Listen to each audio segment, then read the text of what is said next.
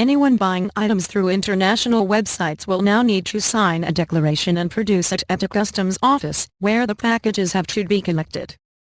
The procedure will need to be repeated for every new purchase. Argentina's reserves of hard currencies dropped by 30% last year. The government of President Cristina Fernández de Kirchner has introduced a number of restrictions on transactions with foreign currency. Items imported through websites such as Amazon and eBay are no longer delivered to people's home addresses. The parcels need to be collected from the customs office. Individuals are allowed to buy items up to the value of $25, £15, from abroad tax-free every year, but it has been hard for custom officials to keep accurate records of consumers' transactions.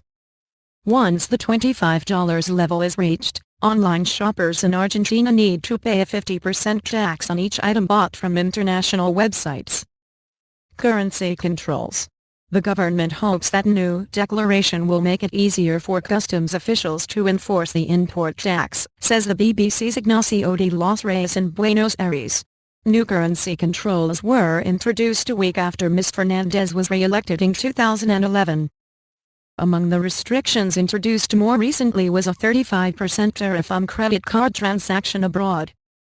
Despite the government's efforts, Argentina's reserves are now below $30 billion, £18 billion, their lowest level since 2006.